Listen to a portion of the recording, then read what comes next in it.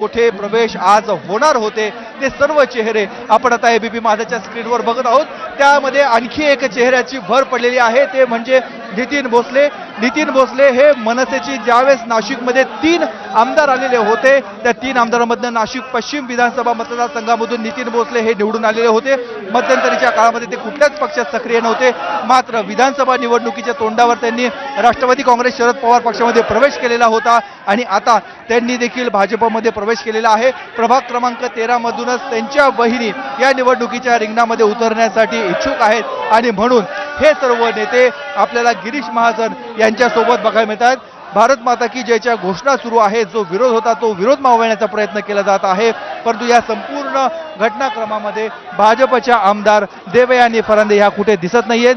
गिरीश महाजन यांचं म्हणणं आहे त्यांची समजूत घालण्याचा आम्ही प्रयत्न करत आहोत, केला आहे, अद्याप कोणालाही तिकीट वाटप केलेलं नाहीये, तिकिटाचं आश्वासन दिलेलं नाहीये आणि नाशिकवर प्रामुख्याने मुख्यमंत्री देवेंद्र फडणवीस यांचं लक्ष राहणार आहे। मुख्यमंत्री देवेंद्र फडणवीस यांच्या सूचनेनुसार नाशिकमध्ये जागा वाटप आणि त्याचबरोबर कोणाला उमेदवारी द्यायची ते ठरवलं जाईल। त्यामुळे कोणीही आत्ताच कोणाला तिकीट वाटतोय असा संभ्रम करून घेऊ नये आणि असं सांगत समजूत घालण्याचा प्रयत्न गिरीश महाजन यांनी केलेला होता आणि आता जे प्रमुख प्रवेश होणार होते ते सर्व प्रवेश झालेले आपण बघत आहोत। आपले सगळ्यांचे लाडके शंकरांना पाटील 5 मोठ्या नेत्यांचा हा पक्षप्रवेश झालेला आपण बघतोय।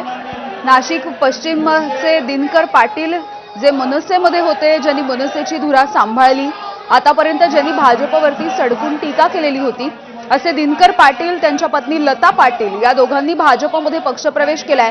दुसरं म्हणजे विनायक पांडे जे ठाकरेंच्या शिवसेनेचे नेते होते, त्यांची सून अदिती पांडे, त्यांचा मुलगा ऋतुराज पांडे यांनी देखील आज भाजपमध्ये पक्षप्रवेश केलाय। त्यामुळे भाजपमध्ये येत्या महानगरपालिका निवडणुकांच्या तोंडावरती आता मोठ्या संख्येने पक्षप्रवेश होताना दिसत आहेत। एक मेगा भरती या ठिकाणी दिसते।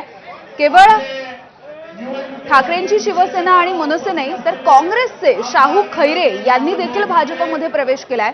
शाहू खैरे यांच्या खरं तर मागच्या 2 ते 3 पिढ्या या काँग्रेसमध्ये होत्या। काँग्रेसच्या विचारसरणीनुसार त्यांनी आतापर्यंत काम पाहिलेलं आहे किंवा राजकारण केलेलं आहे, मात्र त्यांनी आता भाजपमध्ये पक्षप्रवेश केला। अशा 5 महत्त्वाच्या नेत्यांनी भाजपमध्ये पक्षप्रवेश केलेला आहे। सोबतच नितीन भोसले मनसेचे ज्यावेळेला 3 आमदार होते त्यामधलं एक महत्त्वाचं नाव नितीन भोसले यांचं। त्या मनसेच्या नंतर त्यांनी काही वेळाला राष्ट्रवादीची वाट धरलेली होती आणि यानंतर त्यांचा भाजपमधला प्रवास हा आजपासून सुरू होतोय। दुसरीकडे ही 2 दृश्य जी आपण बघतोय, एकीकडे ठाकरेंची शिवसेना, मनसे, काँग्रेस यांच्यामधून भाजपमध्ये होणारा पक्षप्रवेश, दुसरीकडे हा विरोध अजूनही कायम आहे।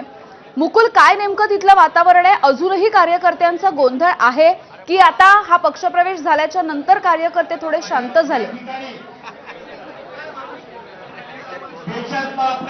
आपण बघतोय आता प्रवेश जे होणार होते ते प्रवेश झालेले आहेत। ज्यांना आपापल्या भावना व्यक्त करायच्या होत्या त्या भावना व्यक्त केलेल्या आहेत।